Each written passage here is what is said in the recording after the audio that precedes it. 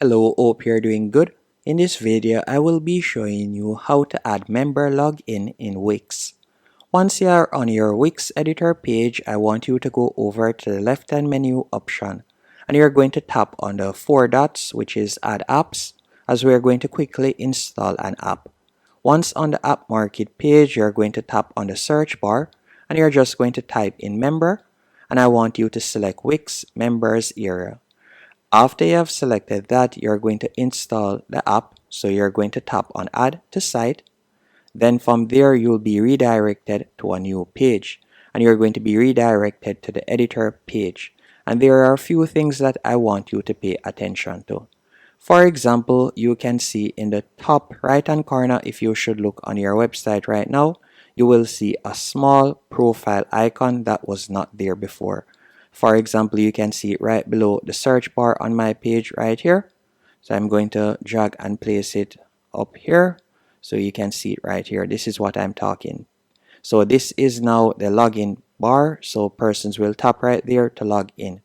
Now, to further edit it, you're going to need to go over to the left-hand menu option and you're going to tap on the third icon, which is pages and menu.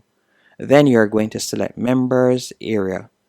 After selecting members area, from here you'll be able to manage the member page. You can tap on manage member page and you can choose the different options that you would like to add. At the moment, it is only the profile page that has been added. So if you like to add a custom member page, you can do that. If you like to add blog posts, you can do that also. So for example, I could tap on add page. After you have tapped on add page, it is going to add a blog post section in the members area. So I can tap right here. I'll close this out and you can see right there I now have the post option. So I can add posts onto this page. So right here I can add posts. I can go over to the left hand menu option and tap on add elements, and I can add different elements to this page and I can start adding different articles and so on. For example, if I were to tap on preview in the top right hand corner, you can see right here, you can see that no post has been published. So I can create articles that I would like to add in this section. And you can see that the members also have the option to create a post by tapping on create a post right here. The other things that you can do by tapping on pages and menu once more, you can tap on manage member pages. And from there, you could add other options. For example, you can also add a custom member page where you'll be able to share exclusive content in any form, whether it be video or so on.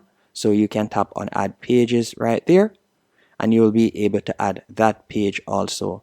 And keep in mind that this is separate from the rest of your website. This is just the custom member page, as you can see right here.